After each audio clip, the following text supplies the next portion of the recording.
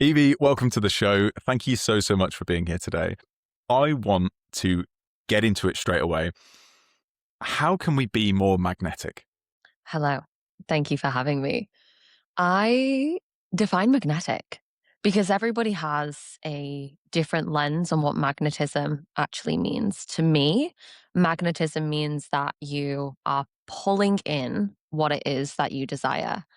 And if you just notice your question, right, how do we be more magnetic? If we just look at what the how actually asks us. The how asks us for a step by step. And when it comes to being magnetic, there is no step by step because it's not a logical sequence of events. It's like a pull, right? It's like a force of nature. So I think when people ask, how do I be more magnetic? They're asking the wrong question. We should be asking, who do I be to be more magnetic? I suppose it lacks context, doesn't it, Mm, as well as the fundamental question itself, negating the outcome.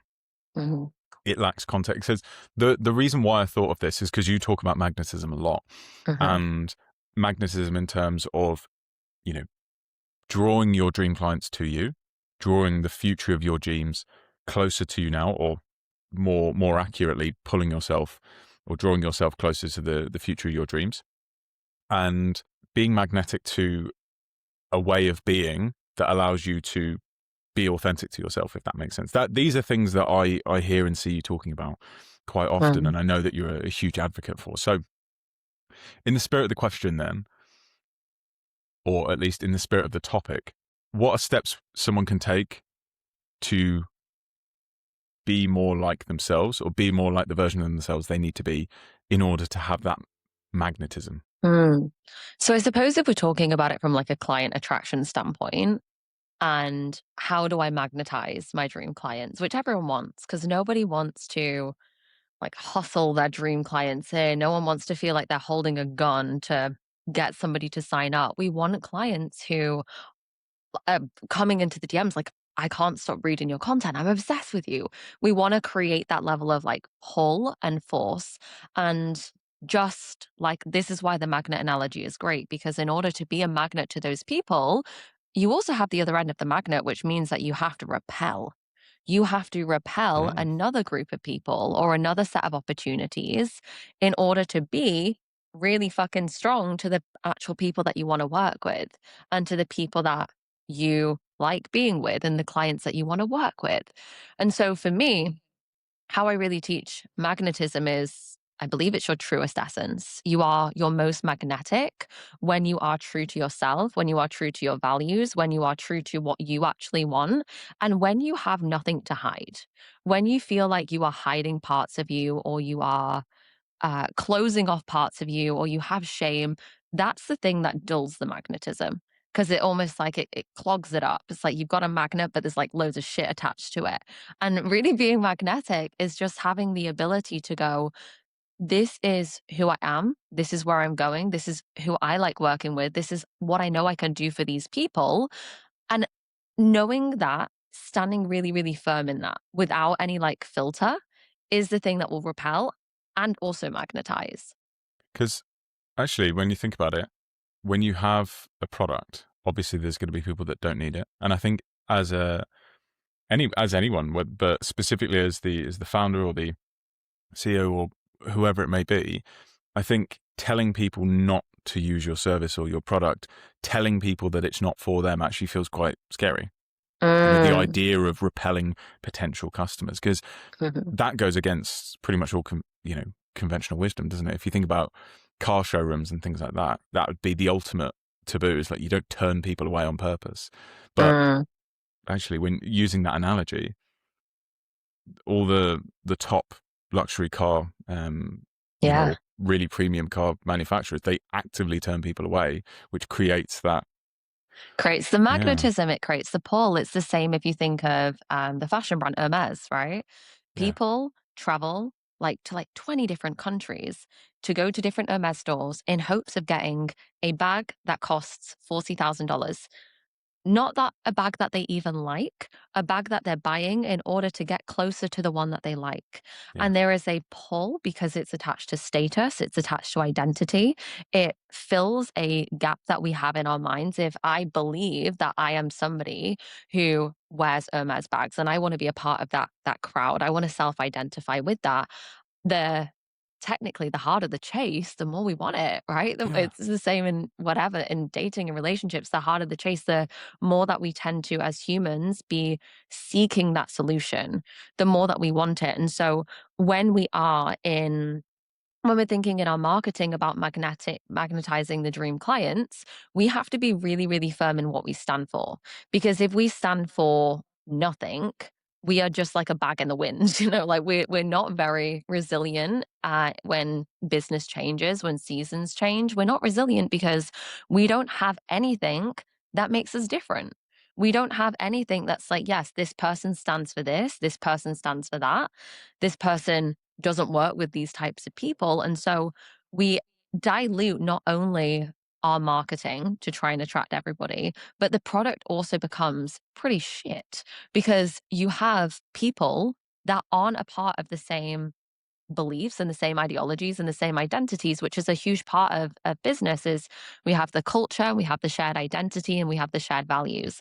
And I like using the reference of like bands and music pop stars. If you think Yeah. about Queen, they have a really, really unique set of people that like their music. Now, you're not going to take the Queen audience and put them in front of Taylor Swift. I mean, maybe Taylor Swift. You're not going to put them in front of Central C, right? Because Yeah. they're very different. So you have to know who your dream audience are and intentionally curate everything to magnetize only those people and know that it is okay to repel the rest because they're not your people anyway. They're the people that ask for the cheaper options. They're the people that ask for the refunds.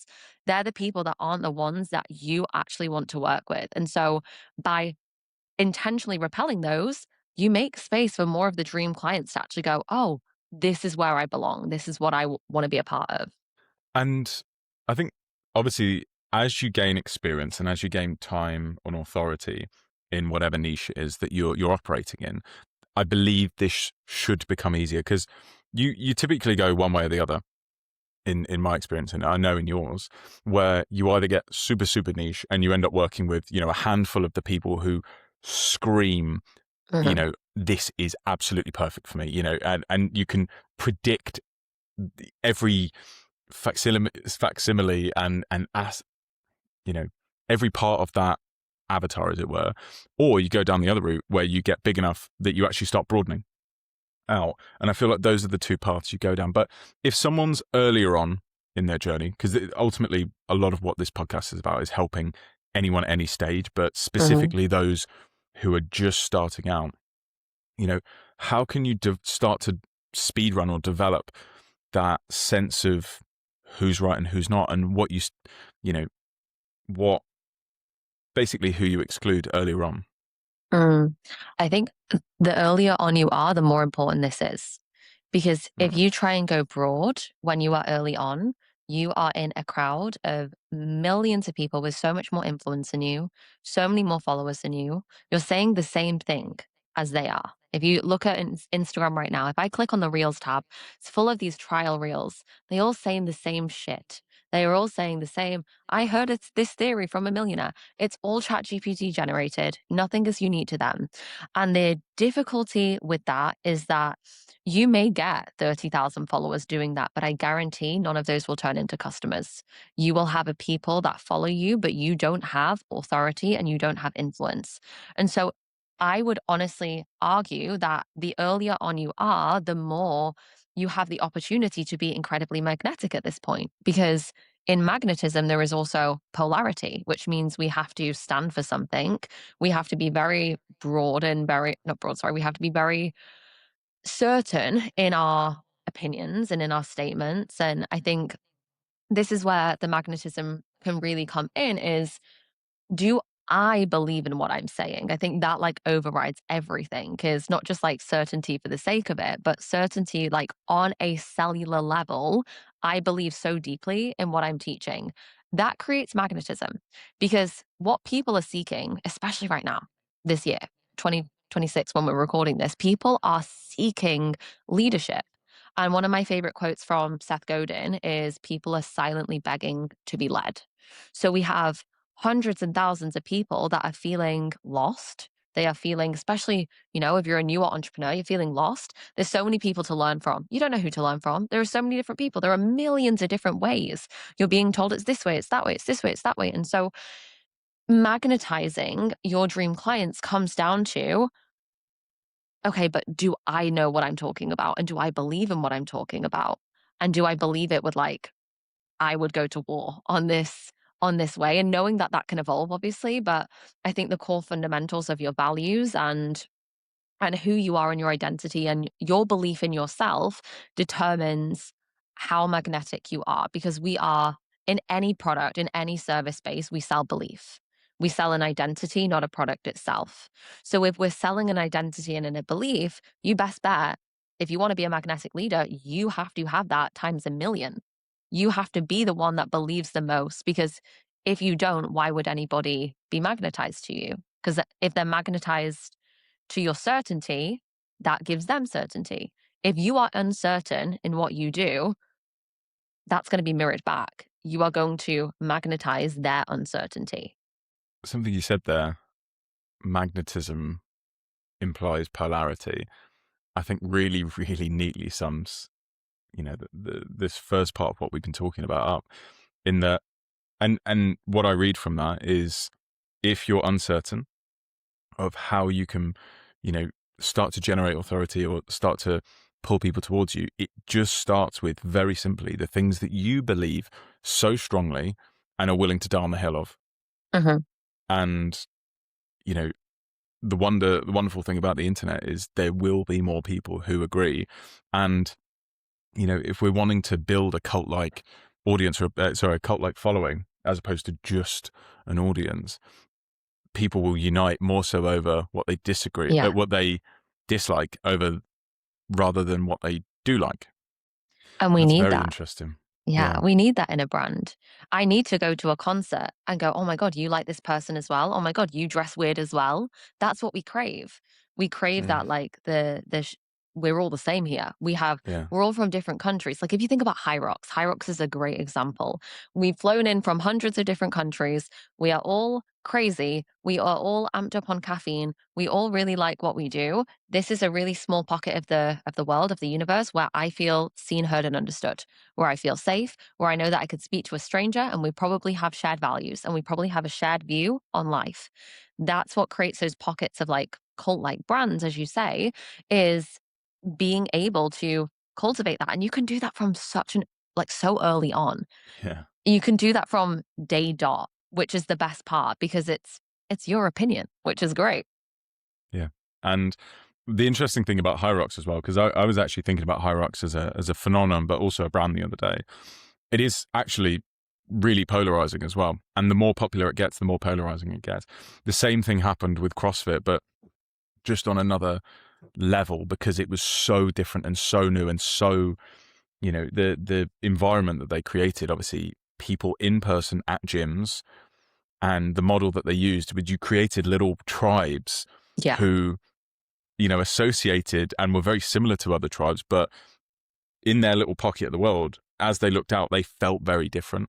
That's a really interesting point. So I suppose there's a couple of things you touched on there. One of which being having such clarity and conviction in your product and the results you can deliver. And I want to Hmm. talk more about that because you're one of the people I know that, has the highest level of understanding of what you can produce and your product and your services. So I want to talk about how we can start to build that understanding within ourselves. Around the certainty piece and like how you, yeah. Yeah, like knowing that your product, I think you have a quote where if you wouldn't be on your knees screaming to hire yourself, then you've not got a good enough product. Okay. So for me, I think this comes massively down to obsession. Like you have to be obsessed with failing and trying different things. And only then can you have such a level of certainty in your product.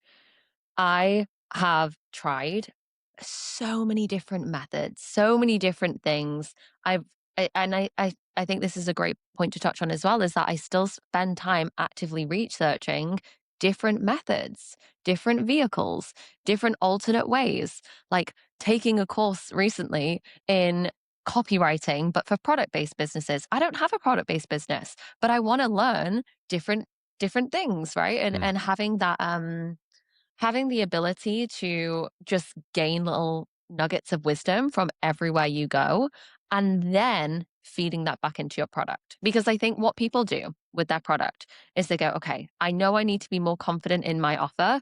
Let me just throw a guarantee in. Let me just throw a guarantee in, or let me just take over and do everything for the client so that I can prove my worth, so that I can prove I am worthy. But conviction actually comes from within, it comes internally. And I personally believe that your levels of conviction are a representation of, one, your self belief and your self respect, and two, how much, ground laying work have you actually done? How many different things have you looked into? What is the vastness of knowledge that you have beyond just like that micro specific thing, but to be able to apply this to hundreds of different businesses? And because I know I could do that, I think that's where a large part of my conviction comes from that evidence in my mind of all of the things that I know, from the obsession that I've had in finding out all of the things I know. So I think it comes down to obsession first and foremost. I know that we're very, very similar in that, in wanting to gain, I'd say 80% of the understanding, like of the surface level understanding in a facet of the niche you're currently in, or like a whole new niche. Mm, And I need to come up with a name for this kind of phenomenon, but I like to think of it as cross germination of expertise between mm, industries or between um, applications within the same niche. And that's what it sounds like to me, in that it's something that you can learn from, like you said, product copy, physical product copy, that is directly applicable, but no one tends to kind of cross the line between the two, or recycle or reuse the concept, the fundamental concept. mm. So that's really interesting. What were we going to say? Sorry. Yeah, I think that's where a huge part of magnetism comes from as well, is also having the ability to see beyond your very small thing, and turning the spotlight from like it being this little flashlight to actually projecting your light elsewhere to go, okay, how can I learn from different industries, from different people, from maybe people that I disagree with? How can I learn from them? And I think that is something that really makes you stand out, quote unquote, is being able to do that. Because if you, let's say you're a fitness coach and you are competing with other fitness coaches who have done the same level 3 PT qualification, and you have the same general beliefs of calories, macros, training, steps, what makes you different maybe is your ability to go and do a program or study NLP or mindset work to be able to bridge that in, or maybe studying hormones and being able to bridge that in. And I do think like that I know it's such a cliche thing, but the people that have had loads of different jobs across their lifetime, or they've got loads of experience in like random side quests, they are often the ones that become the most magnetic personal brands, because there's so many like edges to them. It's, those things where you like, is it a kaleidoscope where you put the light on and it's like 100 colors in 100 different ways? That's what makes your personal brand interesting. That's what makes people want to pay attention. That's what makes a sticky hook as well, if we're talking marketing, because it's like, wait, what? You did that? Like you wait, what? And that's really what makes you stand out beyond everybody else saying roughly the same thing, and promising the same guarantee. You can always just try and be a little bit cheaper or be a little bit better, or you can go, that is a losing game, let me just be a fucking disco ball and have like millions of angles that is reflected out. And people love it because people are seeking that, because they're maybe bored of this, they're bored of this way. I felt very targeted then, but no, it's that is a really wonderful point, and it hits to the real, I think, magic of personal brand, and because I think if you reflect over the last 5 years, probably the Google word search graph of personal brand or personal branding has exploded Yeah. because with social media, people realize that it all came down to personal branding, and the best competitive advantage you'll ever have is the fact that your personal brand is entirely completely unique to anyone else in the world, and that is Hmm. your competitive advantage. Your personal flavor of genius will take you infinitely further than whatever is a trending model at the time. You see it all the time, people selling courses like Amazon, reselling and things like that. That's a very short-term game, whereas you're always going to be you. You're always going to be you Yeah. for the next 5, 10, 15, 50 years. Yeah. So betting on your personal brand is the lowest entry point, and it's the lowest kind of energy threshold to gain that belief that you can build something and that you can have something, you know, worthwhile and unique because it's you, and you Yeah. just need to start with expressing that. I I really really resonate with that, and that's something I believe really deeply as well. And it's interesting as well because I think having a different start point, like for me, for example, I base a lot of my problem solving and frameworks within my business on engineering, because my Hmm. lens on the world comes from partly from seeing it through an engineer's eyes, and that's how I like to structure things. Whereas I know you're different, and I'd actually like to talk about your transition within your professional life, and a bit more about, because for those listening, Evie has a really interesting and honestly, I think such impressive, you know, journeys has had such an impressive journey so far, in that you are, you know, young for everything that you've done, but the level of competency and the speed at which you've gained that is incredible. So you're the founder of Iconic, which is a female business mastermind and sales consultancy. And you've also just founded another AI powered tech analytics company, which is very, very cool. But I'd love to hear a bit more about, obviously, you started off in fitness. We can start from there, Oh, and kind of how you progressed to where you are now. so here's something that I don't think a lot of people will admit out loud, but I do also think is a flavor of your personal brand. I really fucking like money. And I have always liked money. And I started my first business when I was 12 because I wanted more money. Hmm. And I think so many people are like, oh my God, she just said that. Like, that's ridiculous. But I think it's important to own, to own the things that you actually enjoy doing. We'll talk about Mm. this later, but I do think that's a huge part of your personal brand in itself. So I went to university to do my marketing degree. And in that marketing degree is where I knew, okay, I don't want to go and work in the corporate world in marketing because the entry salaries are 22 grand for, having just done a 3-year degree. 22 grand, like, that doesn't seem too fun. So I knew very quickly from day dot of uni that I was going to start a business. So I'd started in my first year to build up my personal brand. I was just posting on Instagram. I was sharing my journey. I was talking about my own transformation, just building goodwill, which is the thing that I don't think enough people do. I think people on the conversation of being money hungry, but I do think sometimes people expect it too soon. But I spent, a good year, 2 years building up my brand, making guides for like £5 each and selling them to anyone who would buy. And then as soon as I could, as like the moment that I could, I did my personal training qualifications and went and started that business because I knew that's what I was going to do. And I built that, while at uni. And it was, I had lecturers tell me, are you going to quit your side hustle? Like, do you not think you should be focusing on uni right now? Do you not think that you should be focusing on more important things? Like, that's not going to get you anywhere in the real world. And, I think when you're a young woman, especially when you are a eldest daughter and a Capricorn and you're redheaded, that just makes you go, fuck you. Like, how dare you? I will try to out earn you. So,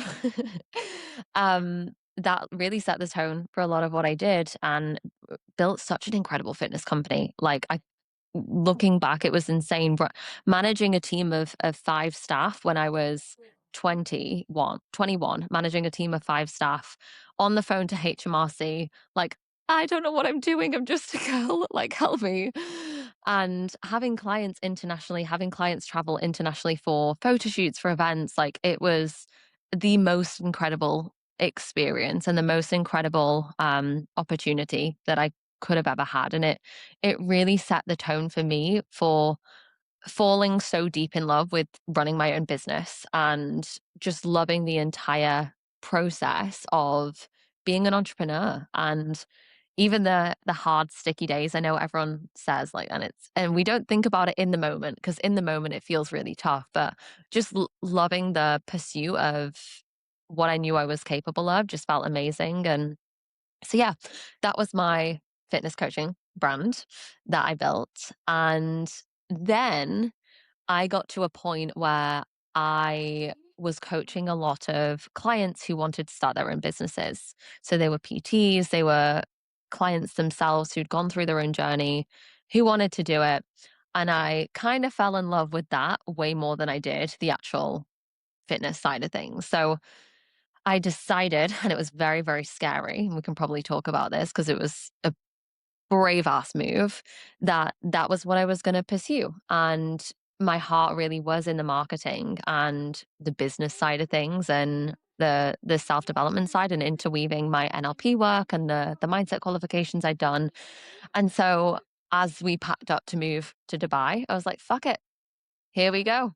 I'm just going to change my brand overnight. And that's what I did. So And I think you really should be incredibly proud of that, because I remember this, for those listening, I think when your fitness business was like at the penultimate stage to where you ended up, so just before it kind of hit its peak, before you went, I think I'm done with this. That's when I personally met you. I know that you and Ailish had been friends and speaking online for years, but that's when I met you, and I was immediately, impressed by just the level of professionalism, capability, etc. But you also weren't pushing yourself to the fullest extent that you could. And I just find it incredible, and I love this, that I remember when you pivoted. I remember the content you were making at the time. You were staying on the Business Bay Canal down the harbour end, with all the big yachts out the front. I remember you starting to make different content and being like, oh, this is cool. And that feels like a lifetime again now, because it it does. literally has been years. But I think you should be so proud of yourself, because that leap of faith is, especially when you have a business that is succeeding, there's nothing traditionally like wrong, or it's very similar to what I was talking to Emma Stevenson about previous episodes ago, in that you had the courage to close down a very, very objectively successful business and pivot. Mm, That felt aligned with you, didn't it? That felt like the most authentic version of yourself to be pursuing this new thing. And I think probably you needed a challenge as well to be able to fully, you know, understand who you could be. absolutely. And I think courage is the only thing that matters. We talk a lot about having confidence, and confidence comes from trust, and we can't have that trust unless we walk. I love the quote that bravery is walking hand in hand with fear, Yeah. and knowing that, you know, it's okay to be really fucking scared. And I was really scared because I had no brand. It was starting completely from scratch. I was known for one thing, and I was encouraged. I remember that my partner at the time was like, why don't you do it slowly? Why don't you introduce a new Instagram account? Why don't you? And I was just like, no, I feel deep within me that, like, I have to do this now. And taking sometimes that leap of faith in yourself is the thing that builds your conviction, perhaps. We spoke a lot about conviction, but conviction has come from, I have done some really scary shit in my life. I've done some really scary shit. I put myself on the line over and over and over again. And so I have built this level of self trust and this level of, I know that I can get myself out of any challenge because I've experienced them and I've proved it to myself. And so now I have a lot of conviction in that ability because I've been there and I've walked the walk and I've led myself through it. And at every point I've always asked myself, okay, so if this is how it works for me, because I don't know. I remember being at that turning point and I remember thinking, okay, let's say in 5 years' time, in 10 years' time, you had a client who said that they wanted to make a change, but they were really scared. What would you tell them? And so I just coach myself through the same way that I would coach a client through, because if I am going to be a leader, then I have to lead myself first. We can't expect people to pay us for things that we don't do, or for things that, if I'm expecting a client to if I'm charging higher ticket and I'm expecting a client to pay me that, you best bet I've invested 10x that in myself, because I am always going to be the one that goes first and the one that does the scary thing first. Because again, the quote, people are silently waiting to be led. If you are the leader and you want to be seen as the leader, the best way to be seen as the leader is by being the fucking leader and doing the internal leadership work. Not just saying it, not just sharing the quotes, but actually putting yourself in those uncomfortable situations and being able to lean in rather than lean out and run. A core pillar of everything that I believe is that leadership will take you further in life than pretty much any other facet of Yeah. business. And I define leadership by your ability to lead yourself and others. And the British Army have a wonderful, and I've talked about this before, they have a wonderful acronym for leadership, because obviously, it's a huge part, and it has really significant consequences if leadership isn't taught right. But the very first thing within this acronym is leading by example. And I think that's exactly what you've just spoken about. And the interesting thing about courage is, you mentioned it, but most people think it's acting without fear, but it's actually acting despite being afraid. Hmm. I everything you were just saying there really, it really hits at the core of who I know that we agree on this, and it's something that I think we talk about and we really resonate with each other on. But I think that is so important. If anyone can take anything from this conversation, it's that, you know, your life will expand in proportion to your courage. And Hmm. courage, you get an opportunity to train that muscle of courage whenever you feel uncomfortable, whenever you Yeah. feel afraid of something. And that's not to confuse fear with danger. There's that quote in that Will Smith film where it's just like, you know, danger is very real, but fear is mental. It's kind of true, danger, like, we need to take really Hmm. seriously, walking right on the edge of a cliff, pretty dangerous, Probably not, kind of dangerous. yeah, but, you know, worrying about what people are going to say about you or think about you, it's a very different kettle of fish. There's no real physical danger there. Um, I really appreciate that. And I think that's a wonderful insight to kind of roll around and play with. Um, and I think we've been skirting along the edge of brand authenticity and kind of starting to scratch the surface Hmm. of. I want to talk about brand authenticity with you, because that, I know that's a huge part of everything that you do. So when you go about creating an authentic brand, like, what are the kind of main stages, or how do we start to go about doing that? Mm. I always say to my clients and on social media that your brand is a mirror of you, and all of the things that you feel and all of the things that you be and that you do should be your brand in essence. Even if your brand isn't tied up in you, it should still be the same. So if you think about, I've just seen you drink New Tonic, right? Even though New Tonic is a standalone brand, it is still wrapped up in the founder's values and the founder's personality. If you look at their sales copy, because I'm a nerd and I look at all the shit, their sales copy is Yeah. very similar to their personality. The way that they even joke about their discounts is a part of their personality. And so their brand is a mirror to who they are, even though it's not their personal brand. And I find that so interesting because I think a lot of people assume, like, oh my God, I don't just want to talk about my feelings online. Like, I don't want to come on my stories and cry. And that's what people think when they hear authenticity and mirror. But your brand should, to me at least, your brand should be a demonstration of who you are, what you stand for, and where you're going. I think this is a part that people don't touch on is the where you're going piece, because people want to be a part of a shared vision and a shared mission. It's why religion is so strong, because we want to feel like we're going somewhere. We feel in religion, at least, like we're going to closer to whatever God. We feel like we're getting closer to being worthy. We feel like we're getting closer to being pure or holy or whatever, right? So it's feel that we're working towards something in which we desire to achieve. There is no end destination. And so in any brand, there has to be a really strong vision, which is often going to be tied to your personal vision. It's often going to be a mirror to what you are looking to achieve in your life. If you think about Hormozy is an incredible example of this.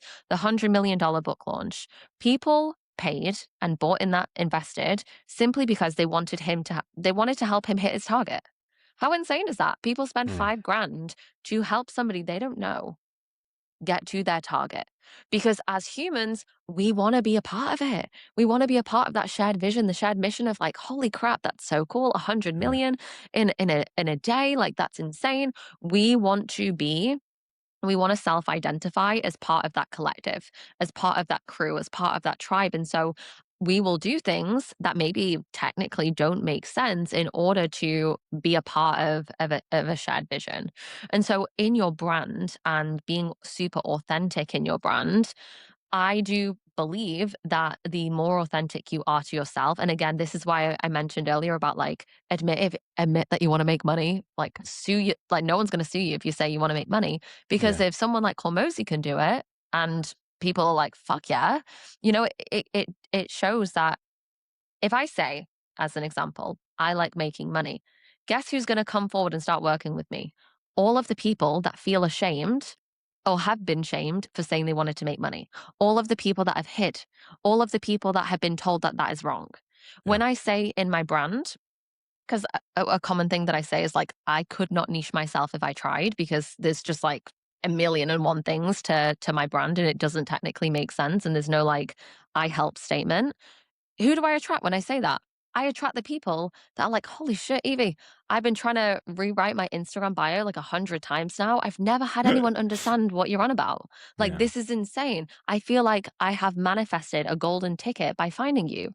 People say that shit because I like to believe in my brand that you get to turn the things that other people make wrong about you as your strengths and as your brand persona and as your personality, because that is the thing that maybe you need to use. And it's also the thing that other people are feeling and are desperately waiting for somebody to say the words that they can't yet articulate.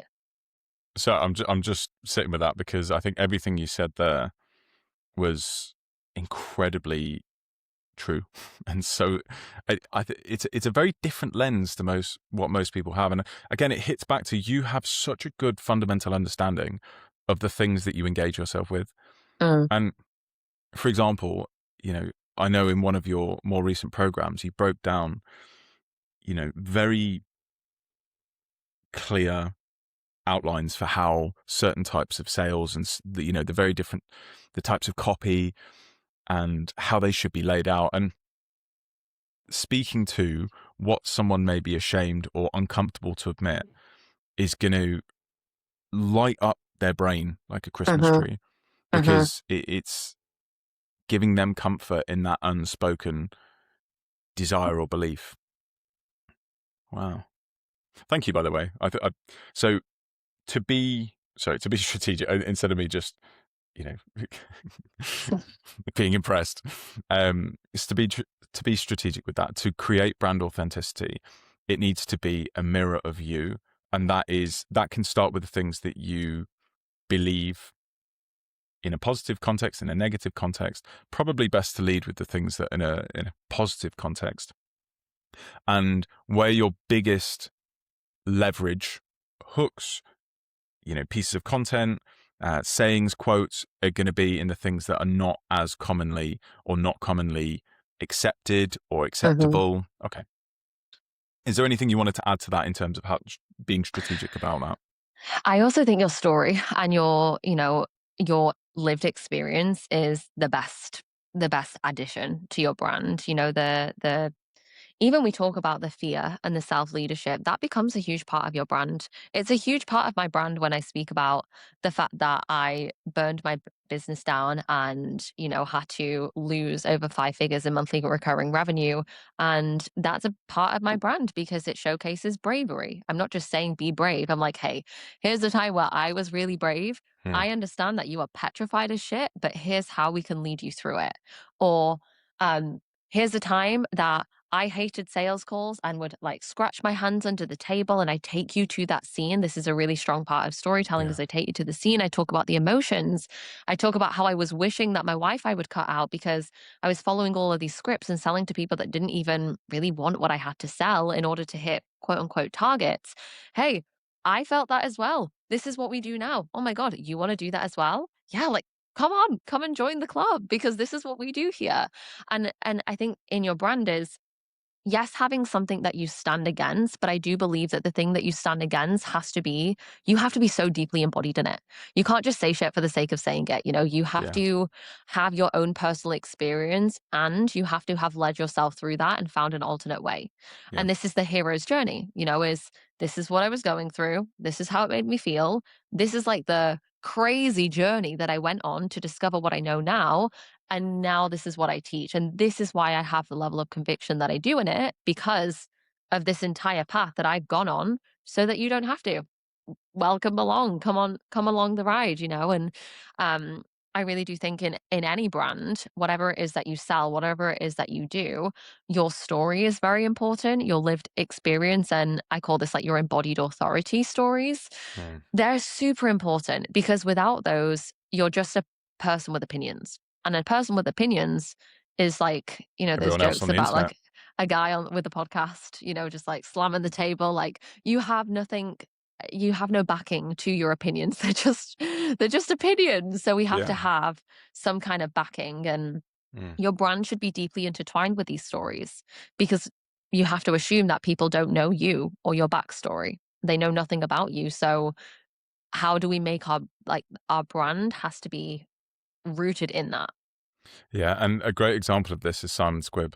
You know, he pretty much every single piece of content. I mean, Alex Hormozy has a fantastic example, the gym floor example, but I want to use someone other than Alex because I don't want this to be just solely Alex. I want to give a wide range of examples. So Simon Squibb obviously was made homeless at 15, and the reason why he wants to help people achieve their dreams is obviously because he had no help Mhm, and he wishes he had someone like himself. And I think that example, I can't remember what that archetypal example of, you know, journey or story is, but that heavily aligns with what I believe as well. You mhm, know, Chris Will has a quote where, you know, someone's body of work is a thinly veiled autobiography. And it mm, sounds like becoming a category of one, you know, producing an authentic brand is mirroring your struggles and your beliefs and yeah, your the things that you dislike, your likes. It just needs to be a representation of that. And what's mhm, interesting is you're entirely right. Everyone everyone that creates a brand, you can sense their kind of presence within it.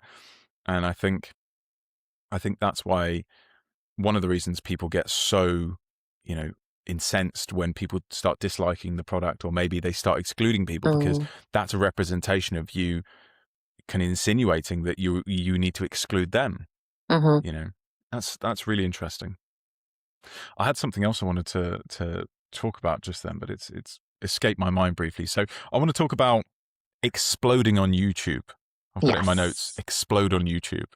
yes, So I know that because you typically work with, well, you only work with women in your coaching business. And I love the bio of your YouTube. It's, I am the lighter fluid to powerful, successful women. I just find that a really fun uh-huh. explanation of what you are and who you are.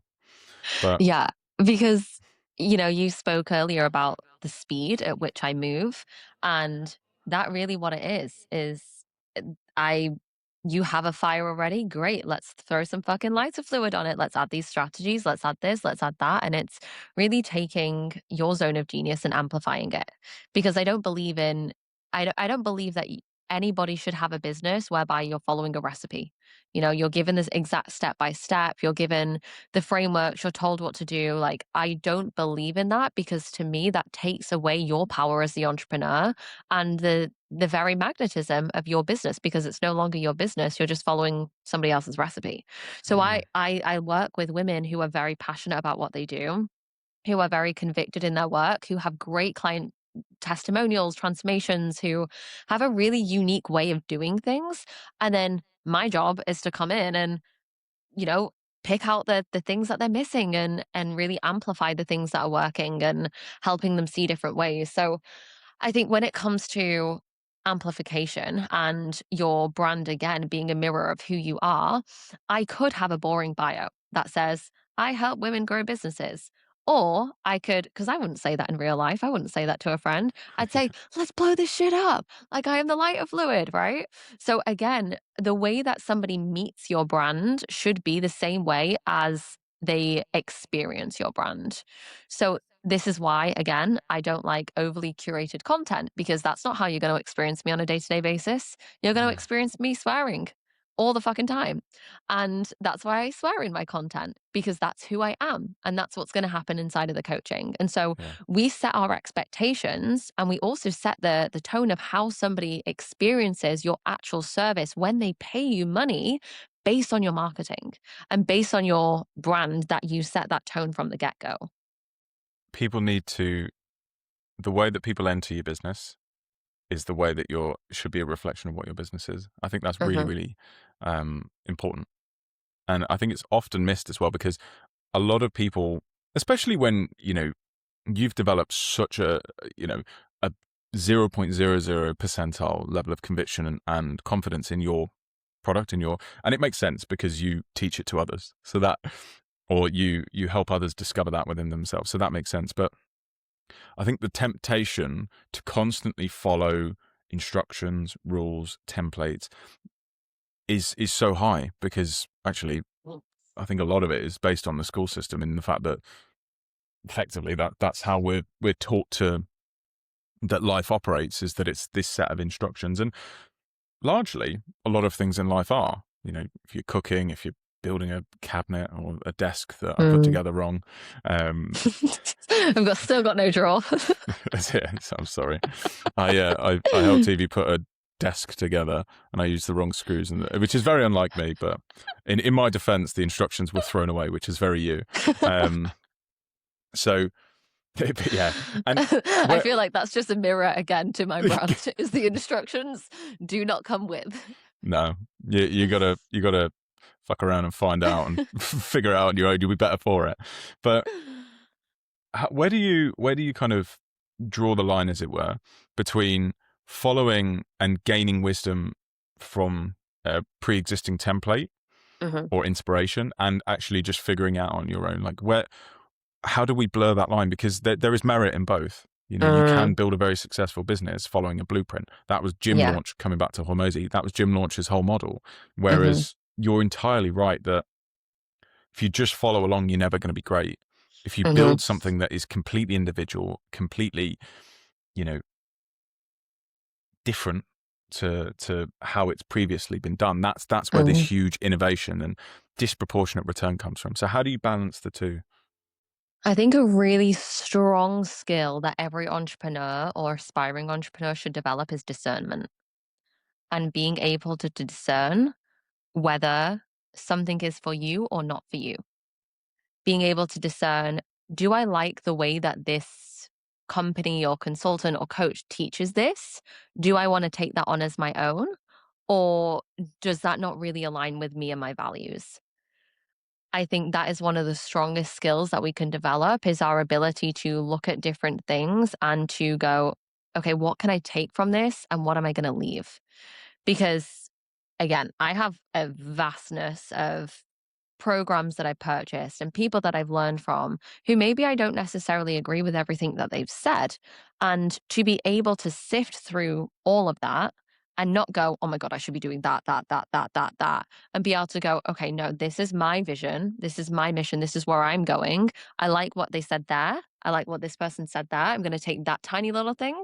To be able to take nuggets without taking on other people's methodologies as your like Bible is such a important skill for us to cultivate. Because otherwise, if we're just following I'm following this recipe. Oh, this recipe isn't working for me anymore. Let me go to that recipe. Oh, I don't like that recipe anymore. Let me go to that one. You're still reliant on somebody else. And if we're reliant on other people's methodologies, I at least believe that it really dampens our self-trust as business owners. It dampens our ability to make strong decisions. We lose all touch of our intuition, which I know you're a guy, but for women, our intuition is a really, really strong tool and a really powerful tool when it comes to creativity. And it loses all your magnetism because if I ask you why you're doing that, and you're like, oh, because he told me to. You're not three. Like we need some form of using our own brains and our own again discernment, not in a condescending Mm. way, but like really cool. And it's a skill that we build is being able to go, does this feel good? Does this light me up? Do I like the way of doing this or not? Incredibly important. Trusting your gut, because and I say this really frequently in that this is one of the big lessons I learned. I posted recently about how, you know, re, in a very short time frame, I've invested over $100,000 within myself. Very similar to you. I think the more aggressively you invest in yourself, the better your odds are. But I realized, and we realized within our business, Ailish and I, that ultimately there comes a point where only you know what's going to be right for your business, Yeah. and that's at every level. But I think you don't need to, but I think often you only understand that after experiencing maybe once, Yes. Yeah. twice, three times where you've implemented something and it wasn't right, and you should have Yeah. just gone with your gut. But if anyone hears anything from this conversation, well, sorry, if if anyone takes anything from this part of the conversation, because I've already said that, it's so nutrient dense. This is so helpful for so many people. Yeah. But no, is that from the get go, if it doesn't sit right with your gut within your business or within whatever it is that you're making within your team, then you shouldn't live by that as as given writ, or you shouldn't go with that, because Mhm. you and your lived experience are going to know what's best. It's very different to taking advice or taking consultancy, but Yeah. you need to have that critical thinking skills, is what I'm hearing from what you've just said Absolutely. there. Absolutely. Because even, and I say this to my clients who pay me to advise them, Yeah, I say, hey, so you don't have to listen to what I've said. Like I can yeah. give you advice on this and I can give you my strategic insight based on what I know about you, based on what I know about your business, based on what I know about the market. However, this is your business. And it would be me robbing you of your personal power and of your all of your lived experience because you built it to this point. Hmm. It would be me robbing you of that if I told you that this was the only way. I personally don't believe that there is just one way to do things. I believe there are infinite ways. And the way that we really operate in our power, and again, I think this comes back to conviction and uncircumstantial conviction. The way to be uncircumstantially convicted when things are going well, when things are going bad, to believe in yourself and to believe in your product, irregardless of what's happening in the outside world, irregardless of if you've had a lower month, whatever. That level of uncircumstantial conviction comes from power. It comes from internal power and self trust. And that can only be cultivated by building it like a muscle. If every time, let's say, this is a big trap people fall into, is they have a sticky decision to make. They ask mentors, they outsource their power and go with what the mentor says. They blame said mentor. The issue is that every single time we do that, and again, we can say it because I've been there, you've been there, Yeah. we dilute our own self trust, we dilute our own self power, and the conviction gets less and less and less and less. And your levels of emotional stability are very important in business. It's very important to be able to be uncircumstantially convicted and to believe in yourself regardless. Otherwise, you get beaten around and you get blown around again. I'm going to use that again, but like a bag in the wind, because you're not like a solid tree. You're not like stuck in the ground. You are constantly wavering based on other people's opinions, based on what's happening outside of you. You don't have that level of internal power that you need, which are the roots that plant you into the ground, which ultimately determines how far you go and how long you go in business, because you're like, I'm good. I'm good here. My roots are laid. I think that was a really, really good way of explaining it. Honestly, no notes. No notes. And obviously, like, I know that you really focus on the feminine side of Yeah. sales, and well, one of your most popular pieces of media is how to sell like a woman, or how not to sell like a man. Sorry. Uh Tell us a little bit about actually huh. what the difference would be. Okay. So this is where it comes down into feminine and masculine dynamics, which, if you're not familiar with, you can probably just Google it, or maybe there's like an advanced technology by the time this you hear this. But masculine and feminine dynamics is we have both in us, right? Everybody has a feminine, everyone has a masculine. Yin and yang. And we have to find the way that communicates best with us. And if you think about, most of my ideal customer is a woman who sells to other women. What does not work when you are selling to women, particularly if you are selling a transformational based service where there is so much emotion attached? Okay, someone's about to make a fitness start on their fitness journey. Someone's about to pivot their career. What doesn't work is the traditional sales scripts. So the digging into the pain points. What's going to happen if you don't make this change? They're going to burst into tears. They're already feeling really emotionally dense and emotionally heavy. And so the way that I see feminine sales, at least, is, and this like a, it could be like a 6 hour long podcast because this is just going to be really vague, but it's being able to understand people's emotions, being able to coach them through belief shifts as you're selling, and help them come to an aligned purchase decision for themselves. Whether or not they buy, we're detached. We're cool. Like, this is your journey, your transformation. I really hope that you do this for your sake. But feminine sales is really your ability to meet women where they're at, to meet people where they're at, to not force people, to not force a decision upon people, and to trust and know that if you are a great person, you have a great offer and you can help them, and you really care about the person on the other side of the screen, you're not just doing it for your own gain, that person will inevitably sign up, whether it's today or whether it's in a month's time or whether it's in a year's time. And when I made that video, it went viral for a reason, because so many women felt seen, heard, and understood from that video.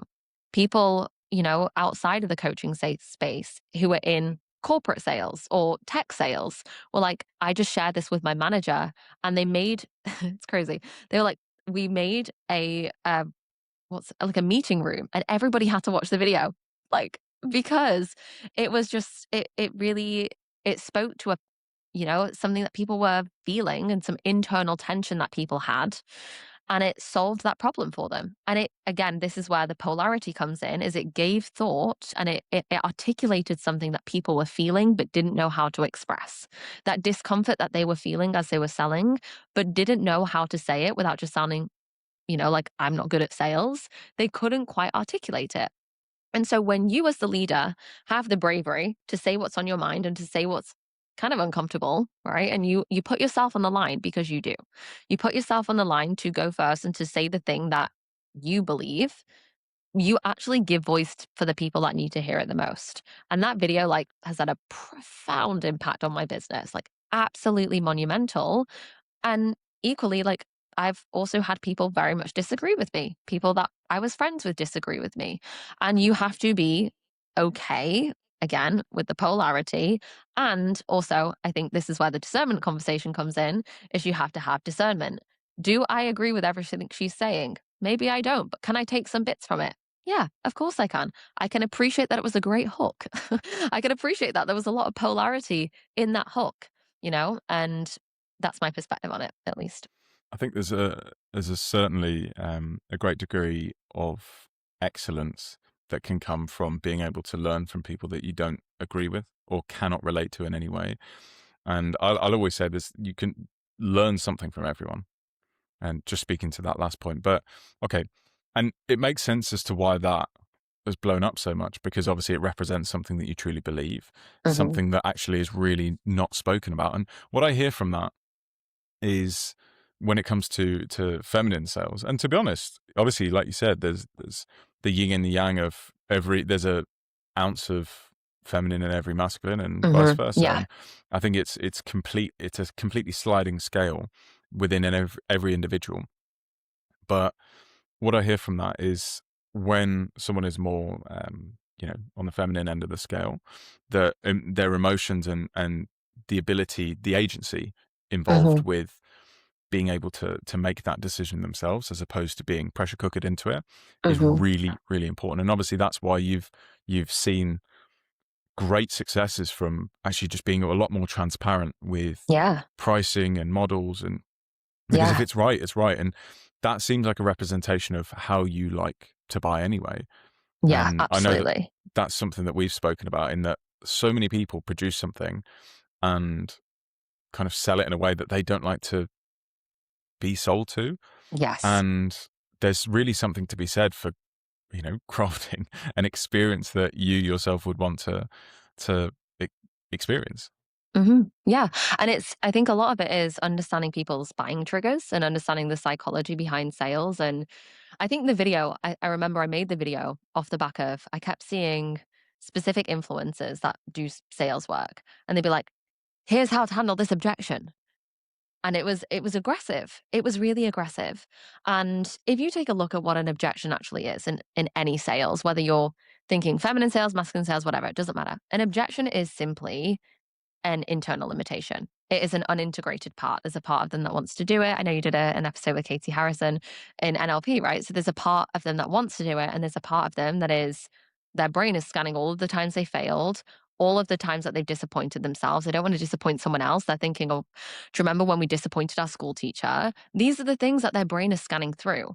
And so in any sale, if somebody has that level of objection or an internal belief, and you go, so, is it about the money, or like, is it because your husband doesn't want you to do it, or whatever? And they just, we attack these objections as if they are personal attacks that we need to pounce back, that we need to be aggressive back, that we need to help somebody see they're stupid. That's what a lot of objection handling is.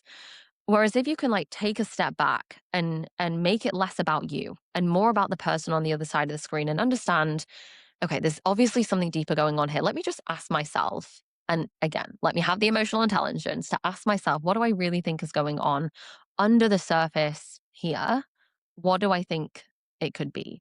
And really that's where we take the pressure off sales. And when we take the pressure off sales, what happens? People want to come to us, because when you like, especially in feminine and masculine dynamics, if you run, she runs. If a woman doesn't feel safe to say yes, she doesn't, if she doesn't feel safe to say no, she doesn't feel safe to say yes. So if she doesn't feel safe, because all purchase decisions come from the subconscious mind. Our subconscious decides. Not we decide with emotion, we justify with logic. So, and it's actually 93% of all purchase decisions are made from the subconscious. So, knowing that, if I know that somebody has a subconscious something happening, which obviously is, and I try and handle those objections with logic, she's running. Her brain's turned off. She's like, fuck this. This person's pushy. This person's trying to convince me to do something I don't want to do. And that's why people have such a negative relationship with sales. And if we notice now in 2026, if you try and get people onto sales calls, they don't want to. If you slide into people's DMs, they don't reply, because they feel, I don't want to be pressured. I don't want to, I want to come to you. I don't want you to come to me. And so understanding how different energies work, at least when it comes to sales, is really, really powerful, because you can start to shift your thought process behind things and evolve how you do things, which creates a more inviting experience for sales, where it feels safe for somebody. And safety, again, not being like you're being chased by a tiger, but like subconscious safety. It feels safe for me to enter this sales conversation with you. That safety is what leads to purchase behavior, because the thing that repels sales more than anything else is a lack of safety, is people feeling unsafe in this conversation. Mm. And I think the foundation of this comes from an approach that's focused on the product being right for the prospect versus an approach where we are more focused on the month-to-month KPIs. Yes. And it's a tricky line to walk as well, because I think it's the long way round. Like, it does, being completely transparent and honest, like it takes a lot more work Yeah. to non-directly show someone exactly how much you can help them. Mhm. But you're entirely right. If they don't feel comfortable to say no, they're never gonna feel comfortable to say yes. Like, I've had the privilege of having well over 1,000 hours of conversation. Actually, I would actually hazard a guess to say probably closer to 3,000 to 5,000 hours of conversation, um, just with the wellness club, not even including my real estate experience with women. And so often you'd see someone who just doesn't believe in their own ability to do these things. Like, Mm. I can think of one specific conversation off the back of my head, sobbing on the call. But and by the way, like, I'm not I'm a very relaxed, honest, transparent person. So I never expected, someone to make a split decision right then and there. But you can just see, like, they're wrestling with something within themselves. Yeah. And, you know, typically what you see is people that have more confidence and agency within themselves have a much lower buying threshold. Like, for example, Mhm. I know that you probably do, and I definitely do, have a very low buying threshold, because I know that regardless of what it is, Mhm. I will make a kind of, I'll, make it worthwhile. Regardless of whether it succeeds or whether it fails, I know that I'm going to learn from it. So I'm Mhm. happy to make that bet on myself. But that hits to the heart of it. It's the bet on yourself. But Mhm.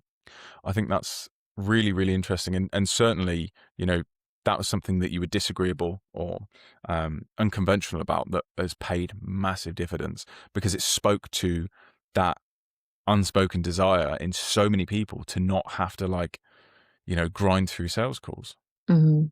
or And now consultations. lots of people talk about it, and Yeah. it's great because I think we have to also be aware of the collective, and as the maybe I'm gonna get woo now, but, like, as the collective consciousness shifts, and as humans, as humans right now, we're going through a huge shift where people are becoming way more self-aware. We're becoming way more into self-development.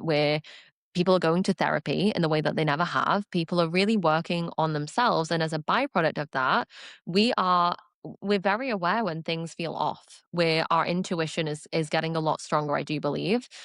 Which would people say that with AI it isn't. Or Mm. you're gonna say? I would just say that we're seeing a divergence. So, Mm, and this is generally true of society, where you've got some people who are now deaf to themselves, to these intuitive thoughts, to reason, and then those who are hyper attuned to it. So I think we're seeing a polarity mm, where, most people generally would have been, somewhat in touch, but also, you know, with certain things, we're kind of like, oh, I don't care, or ignoring it, or burying their head in the sand. Whereas I feel like you have this massive divergence of people who are really super involved and in touch, and the opposite end of that spectrum, where they it's operating from a place of paralyzing fear, and it's mm, just too much, and they're completely disinterested and probably in despair. That's where I see everyone headed in our world. Yeah, mm. 100%. Yeah. Everyone's getting more in touch, more in search of themselves and aware, and like you said, this collective consciousness. But I think in outside of our world, or our Mm, our space of the internet, it's very much the opposite. Um, that's interesting. mm. But sorry, you were saying. That's got me thinking now. I don't know what I was saying. It's about Um, collective consciousness, becoming more aware, more self-development. Oh, yes. Okay. So within that, I think people, even on the other end of the spectrum, people are a lot more aware of what they're spending on. People are a lot more aware of what they're spending, I think mentally as well, what they're spending their time on. Um, and with that, I really do see like the way that we sell has to keep evolving. And what worked 2 years ago won't even work today. And It's the age old stories of, innovation and the innovator's dilemma is a great book on this, talking about how we have to keep innovating and we have to keep evolving and we have to keep being different. Now, what's going to make the most difference and what's going to hold true in terms of your differentiation is always going to be your personal brand and how you make people feel as you're selling to them. That buying experience is so important. You remember the restaurant that you went to where when you came in, they were so kind and they asked questions about you and you had a great experience from the second that you walked through the door. That's the one that you recommend to people. And so both restaurants are selling the same food and people have an oven at home. The competition is sky high. So Yeah. it's really around that experience that we create for people as they're buying. And if somebody feels pressured as they're buying, there's going to be this hidden resentment throughout the experience. Hmm. This waiting for the other penny to drop, this waiting for, well, you told me that this was the exact result that I was going to get. And it's this almost like the cynical way that they've gone into the coaching or the business relationship, whatever it is that you sell, because you've led with maybe you've led the conversation in the wrong way. Rather than making it about the customer, we make it about ourselves. Here's what I can do for you, rather than here's Yeah. how What do we you can need? help you. Yeah, what do you need? Yeah, Like, it's how the can I age old help you? sell me this pen. Well, Yeah. do you need to write anything? Do you No? need a Well, then you pen? don't need a pen, you know? Exactly. I Exactly. I love that. Um, and I personally love this shift. I would love to see this shift continue on its current trajectory of just thinking, well, do people need it? Like that's the top and bottom of it. And I think oftentimes taking your cues from the biggest or the most prominent is really tricky because they're in a very different place. I was saying this yesterday. The best coaches the best mentors specifically aren't 100 or 1,000 places ahead of you, steps ahead. They're 3 to 10. And I think a lot of times entrepreneurs should take inspiration from companies who, you know, are similar enough to their Hmm. current situation where it feels like you could touch and feel that, but Yes. also not not far enough off in the future that they have very different concerns. I use Meta as a great example because what is it? I'm trying to work. About a quarter of the world, give or take, have an account registered with Meta in one shape or form, or probably round it up to a third. You know, between all the different platforms they use, a third of the world. If their market share increased by 10%, that is such an unbelievably huge percentage of the world that they're going to start running out of people soon. Mm-hmm. If you doubled the amount of people, you can only ever increase by that last third, and then that's everyone. Yeah. That's everyone completely gone. Whereas when it comes to your own, niche markets, like it might be 30 million globally as a very accurate, very highly filtered amount of people you could possibly sell to. But if you're at 3,000, you've got room to 100x that a couple times over. Mm. And it's just a very different conversation when you're talking about, brand awareness, growth, things like that. Yeah. Yeah. And also your product won't be like anywhere nearly as widely available as these institutions. Yeah. That's just the example I use in terms of comparing yourself to these big companies, Yeah. because you see hooks, and it's tricky because we do see hooks and reels all the time that are really engaging. And it's like, here's how um, Mark Zuckerberg, increased users by 1,000%. Hmm. But, it's not, it's Yeah. not going to And be directly I think, applicable to you. yeah, it's such an interesting conversation as well because I think we shared this a few months back, the Stephen Bartlett Behind the Diary Oh, episode. I love And Behind the Diaries yeah, so much. I and there don't was even listen to Diaries here, to no, be honest. just the Behind the Diary. But Yeah. there was one episode where they spoke about doing the unscalable things, and they were Mm. speaking about Airbnb and how they went Hmm. and took all the photos. And I loved that conversation so much because I do think, again, with all of if you are in beginning phases, or maybe you wouldn't consider yourself a beginner, but whatever, and you're watching people like Hormozy and all the business gurus, and they're talking about how to scale to 100 million, and you're Yeah. like, you've not scaled to your first 100K yet. Yeah. You're learning from somebody who isn't probably going to be the best person to learn from because Mm, you're thinking almost like too far ahead. yeah, I've had clients say, but should I even be selling one to one? Because this isn't scalable. I'm like, okay, how many one to one spaces have you sold? They're like, zero. Okay, so yeah, you should sell yeah, one to one. Like, don't worry about scalability because yeah, you will deal with that problem when it arises and you'll have more experience and more knowledge to deal with that problem when it arises. It doesn't make sense to try and solve problems. It's almost like we try and solve future problems to avoid solving the problems that we have now because it feels more comfortable to project. Okay, mm, but what about when I'm full? And yeah. it's like, let's solve the Because small step ahead of us. I think that's a backdoor to borrowing conviction from the future. Because we both have completely delusional self confidence, and I say delusional in not in the negative way, in that it would seem like that from the outside. I don't believe Mhm, it's delusional because I'm putting in the work to be able to do it. I know you are as well, but when you're projecting like that, saying trying to solve problems that are way beyond your current scope, you're kind of borrowing certainty from the future that you actually will get there. mhm. And it also, if I'm honest with you, it's just postulating. It's like anything other than doing the hard Yeah. thing at the moment, which is actually getting over that first 10%.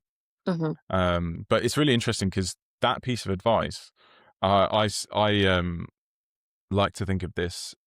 I heard it Hormozy talk about in a what's the word? One of his workshops, how if it's scalable, you need to give it away for free. If it's unscalable, that's what you charge for. mm, And whilst I agree with the premise, when you get to that kind of operating level, you know, it's a very different conversation talking about like Ava Jurgens, the personal brand launch marketer, giving away all these resources for free to funnel people to her paid service versus someone who has 10,000 followers, who has barely anyone in their mhm, one-to-one. These resources that you're giving away, if you put a lot of your time and effort into them, you probably do need to charge for them. And that's mhm. absolutely fine because not everyone is seeing and feeling the same stuff. Yeah. Someone who is, mag, you know, uh, would gravitate towards personal brand launch doesn't mean they'd necessarily buy from them. They might buy Mhm. from you because you're Yeah. you're at a closer distance to where they were. Mhm, Um, yeah, it's a really, really interesting conversation. But I think the essence of it is just, you need to be realistic with where you are and find someone that is at a closer point, which seems, because technically they hold less authority because they haven't gone as far as you want to go. But mm, if they're further ahead than you, that's all that matters. absolutely. Yeah, It's and you like can asking probably someone, learn a lot more.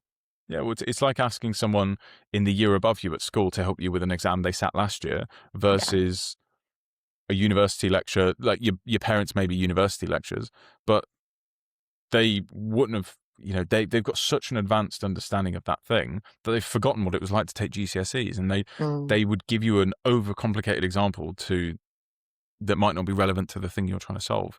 Um, I think yeah, this also perfectly articulates your content as well, and how your content, you probably just need to simplify it, and how everything that you say doesn't have to be like insanely profound because it sometimes yeah, your content just needs to be the thing that solves a problem for somebody, and that is a really, really valuable thing.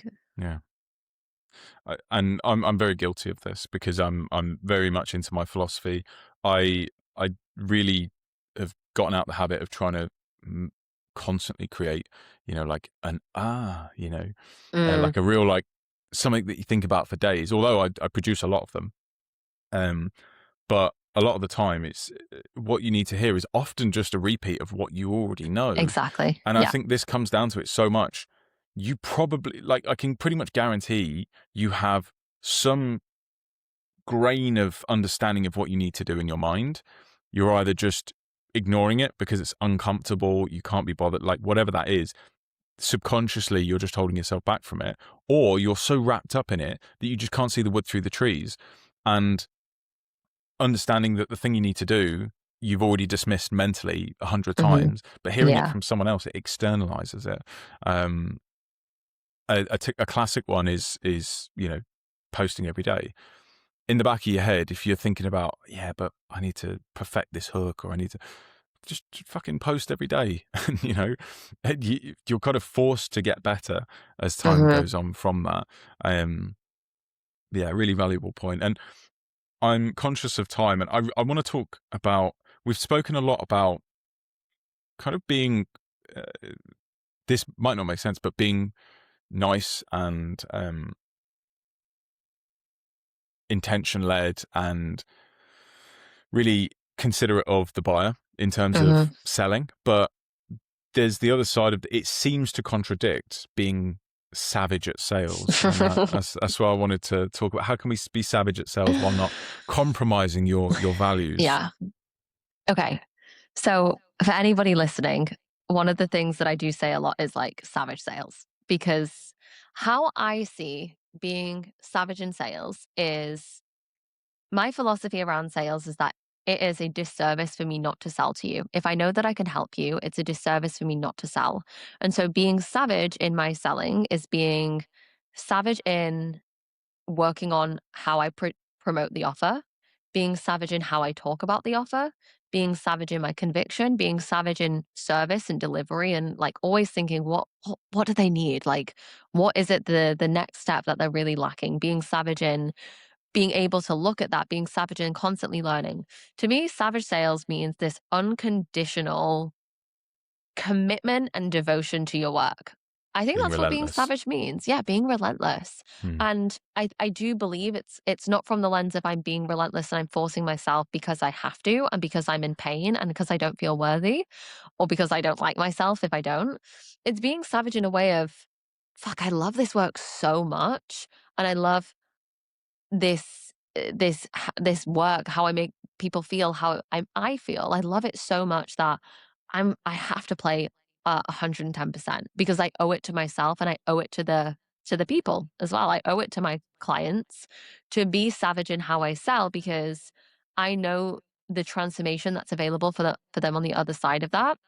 And if I'm not savage in selling, if I'm like basic in selling, if I'm like hope this helps, then the only thing that happens is that it takes the client longer to have the effects that they want in their life. And that's it's kind of rude if I withhold because I have chosen to. So that's how I see savage sales. Savage sales is a relentless pursuit of every aspect of, from conviction in your product to communicating that to delivery. Mhm. Yes. Yeah. And because on the surface of it, if we talked about, ethical and, responsible selling, which was Mhm. actually selling to, and considerate selling, which is selling to actually, what do you need? Yeah. And then contrast that with the language of savage sales. Yeah. Yeah. That makes a lot of sense, though, a huge amount of sense. And uh, I completely agree. With the podcast, I literally could speak to every single person that I talk to every day. And I know that because I provide, and I am intentionally just trying to provide so much value and interest to people, every single person I'd be like, you're stupid not to be listening to the podcast because it's Yeah. fucking awesome. And Yeah. the same with what I do. I absolutely adore helping people as well. And I know that I can massively impact every single person that I work with. So Mhm. I get I think, because I think oftentimes things get a little bit muddied in terms of our emotions, in terms of how we go about things, because money's involved. Mhm. And it becomes it adds so many layers to any interaction, because some people's relationship with money is very positive, some is very negative, Mhm. and there's a lot of emotions wrapped up in it for some people and not for others. I believe that's at the heart of why, you know selling and money itself is such a weird taboo topic, because Mm. immediately when you think of selling, I think a lot of people jump to like corporate, you know Yeah. like really sharp tactics to try and fuck you over effectively. Mhm. But in reality, that's just because we have a negative bias. You know, Mhm. a lot of selling is someone being really passionate about their art, or really passionate about their service, Mhm. or, you know, really having a desire to help you understand that you need that support and that help. And perhaps they've just not quite got the messaging right. So it sounds like they're kind of just insulting your intelligence or insulting your Mm. capability. I think that's why a lot of people struggle with it. But I know that your definition of being savage with sales is it comes from such a good place, and it Yeah. makes a lot of difference. You know, it helps you distribute your impact because you're impacting people who are then downstream impacting Yeah, more and more and more and absolutely. more. And I think if Starbucks can sell every day, you can sell every day. And Yeah. I think that is the part of the savage sales philosophy is it is of service for me to sell to people, and it is of service for me to sell a lot and to sell with confidence and to sell with the full knowing and belief that this can help somebody change their lives. And if they are Yeah. looking to me to basically hold the belief, right? That's what we do. We hold the belief until the outcome is there. So if they're looking to me to hold the belief that something is possible for them, I'm going to have to hold that belief and I'm going to have to sell every day and I'm going to have to show this is how much I believe in myself and what I sell. And also on a subconscious level, that builds a lot of trust and safety in somebody because the more they see you sell, the more they see your product being repeated over and over and over again, Yeah. the more it becomes solidified in their mind of, yes, this is the thing that I would want to do. This is how they work. This is the outcome that I'm going to get. These are like a million different examples. I was actually just watching a film called Focus last night. Have you watched it? With Will Smith? And Yeah. they And talk Margot about Robbie.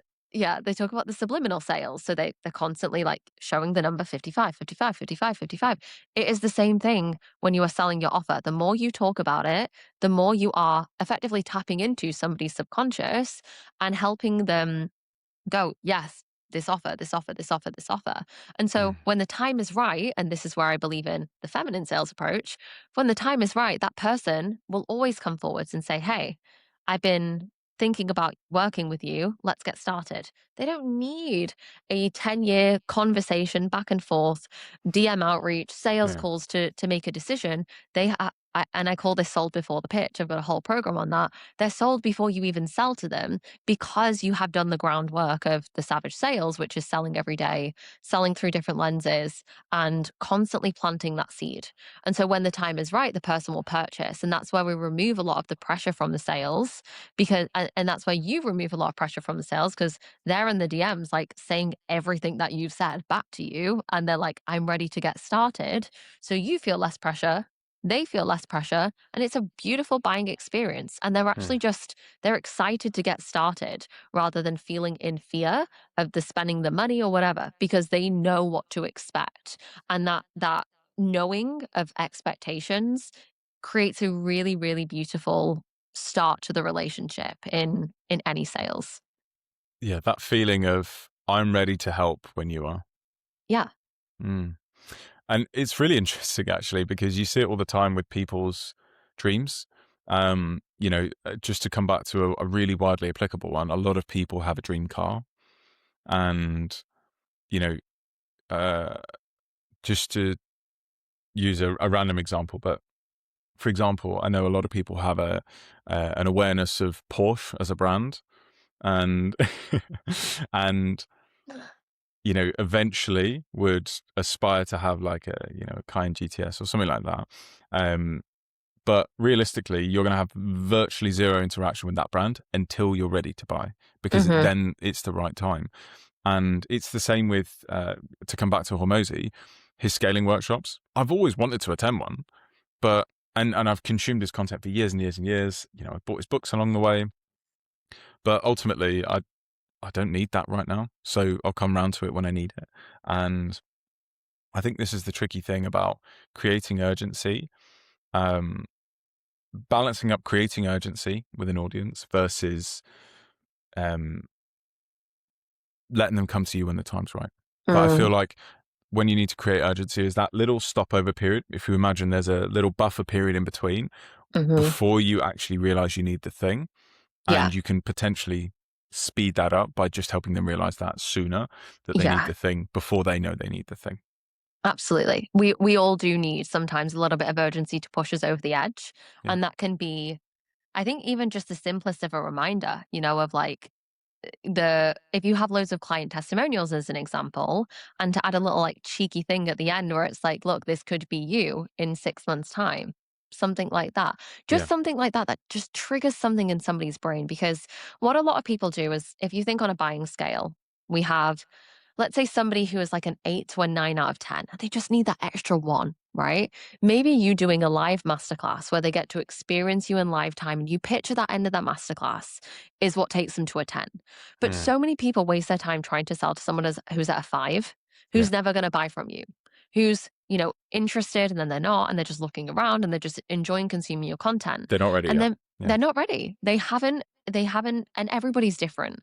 We spoke about this that like mine is very quick. I can just find you and I will buy from you immediately because I have a lot of self-trust Yeah. and You'll make it work. I'm quite impulsive as well, Yeah. whatever. But some people are more logical minded. They need to experience you from a really long time. They need to know your client work. They need to understand the analytics behind it, and there's 4 different buyer archetypes and every buyer archetype buys differently. Mine's a Yeah. driver, which means like I'm like, let's go. If it feels good, I'm just going to do it. If I understand logically that it's going to work for me, I will do it. And so knowing how to knowing how to read your audience as well and read where people are at, which again is where we all know, like, that I'm a little bit woo, which is where the woo skills really fucking come in. Because being able to understand the meaning behind people's words and understand what's going on in their thought process and get an intuitive sense as to, okay, this person's come into my DMs. I can tell they're not yet at a 10. What do they need to get to a 10? If I start listing the logical features, but they've told me they love how they feel when they consume my content, logical isn't going to work for them because they've already communicated with me that they're emotional based buyer. And so I'm going to close them, quote unquote, in the DMs through reactivating that feel. Yeah. And so this is where it's really important to have different selling techniques based on where different people are at. And again, this is the feminine sales conversation is this is why I don't personally believe that sales scripts and like boom, boom, boom, boom works because everybody buys in a different way. You know what's interesting? You said the word works there, and I think a lot of people get misconstrued with has a output that you're expecting with what is going to be a long-term Yes. workable Yeah. strategy that continues to produce at a similar rate. And I think that's where people get, the typical Wolf of Wall Street script that has a time limit on it. Yeah. Whereas being genuinely interested, genuinely in touch with what someone's saying and selling them something that's right for them, that's timeless. That has Yeah. literally existed since the fucking dawn of day. Oh, you need wheat. Well, I've got some wheat. What do you have that I can? Oh, cool. I'll have a horse. If you can have some of my Yeah. wheat because you need wheat and you've got excess horses. It's not, I was going to try and think of a sales script off the top of my head for wheat and horses. I'm not going to approach that. But, there's no script that could Yeah. outlast a genuine need for the product Yes. and having some kind of rapport relationship with you. And I think I personally couldn't conceive this, but there's some models obviously that operate off of, basically catching people when they're desperately in need, which I don't think is ever going to leave a positive impact. I mean, you could think of like the petrol station in the middle of the desert. You could get away with daylight robbery because they need it, but they're never going to be happy to go. They're going to go out of their way to try and avoid you whatever way they can. Yeah. You see it a lot in the UK down country roads. You'll see this dinky little petrol station that's predominantly for agricultural use, and they'll have like 50p per litre more than the petrol stations at like say Asda or something because they fucking can. Yeah. But Yeah. no one's going to voluntarily go there. Yeah. It's just that they're taking advantage of that. Yeah. And again, that's where it really differentiates between a product-based business where it's like you go to the petrol station, you fill up, the end, versus if you're trying to build a relationship with somebody, if you have a subscription-based model, if you want return customers, if you want people to feel good, like that's not the way you want to do it. And I shouldn't have said works earlier because again, I do believe everything can No, work.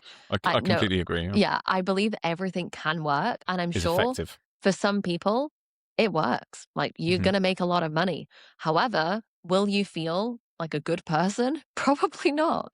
Will you feel fulfilled? Probably not. Will you feel good in the service that you're delivering, knowing that people have felt not conned, but like they felt a little bit twisted into that purchase Yeah. decision?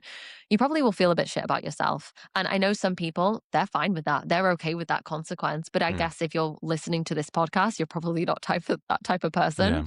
Yeah. Yeah. But you're 100%. And even touching on the petrol station one, by the way, like there's a petrol station in the UAE in Dubai called Enoch. It's like, I can't remember what it is, the acronym, but it's ENOC. And when you pull up, they fill up your tank for you. They have a rewards scheme, which is actually quite effective. I think it works out to like 10% of what you purchase, you get back in like cashback. And the inside the petrol station, the food and beverage is sick. They've normally got a Starbucks outlet. They've got great, really well stocked. And typically there's a McDonald's or like some kind of drive-through. I won't go to any other petrol station because You're loyal. I really enjoy the experience. And by the way, like for any business owners listening that have a physical product or even a digital product that is, like you said, non-continuous, if it's a reoccurring model, having a loyalty scheme or a reward scheme, coffee shops is a perfect example. Mm, I think every coffee shop should have one of those stamp cards. yeah, It's absolutely. just as a bit of, a little nugget that you can take away as a bit of free advice. It's like just introduce a reward scheme in some shape or a referral scheme or because it's a free bit of value that you can give someone, and it turns them from a customer into a cult follower, because it has benefit beyond just the product for them. Anyway, but sorry, I just wanted to mention that because even with petrol stations, as a really funny example, you've got two polar opposite ways of operating.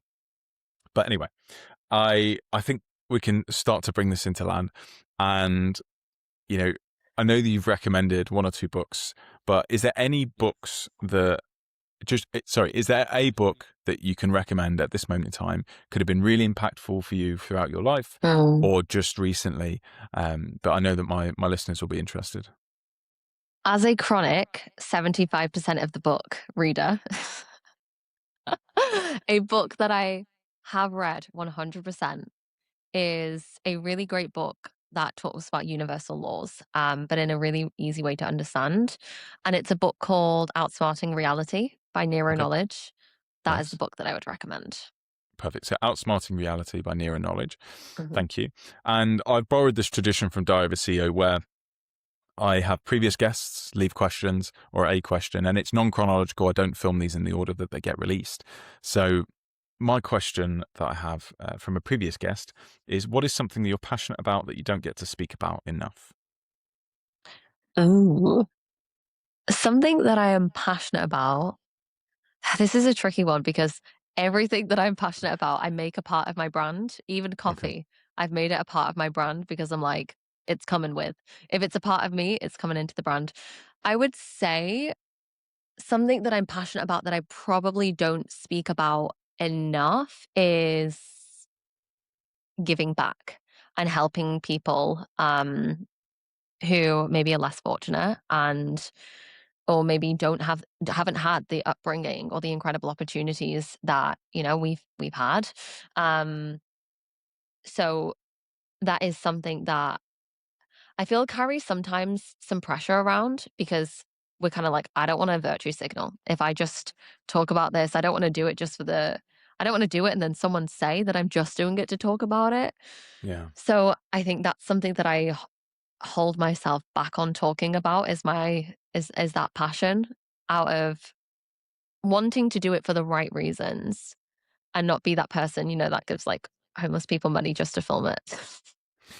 It's really interesting actually, because that whole thing of giving people homeless money and filming it's a question of, do the ends justify the means? Because there's whole creators who their entire platform is going around giving back to people. There's the guy who films himself mowing people's lawns that really need it. Mm, And I personally am in the camp of, well, if it gives them the ability to do that, Yeah. and it boosts the awareness of these things and people's, collective empathy, I'd say do it. But it's really interesting because philanthropy is something I think about a lot. And I think a lot of people forget that you can give back at every single stage Hmm. of like, I know for us, it feels like it needs to be this big thing. Like I've got big dreams about, making a community center in the Northeast. That's something that Ailish and I really, really care about. But obviously that requires a huge amount of capital and a time investment. And it's just not something I can do at the moment. But this podcast, for example, is born of the desire to really help someone overcome these circumstances that they're coming from.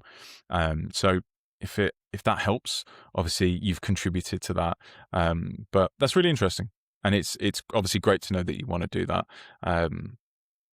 But and I think there's, even if I think it feels quite overwhelming because there's an implication of scale needed. But Mm. realistically, if you can help I firmly believe that if you can help one person, you can spend your time, invest your time for free in someone else and help them.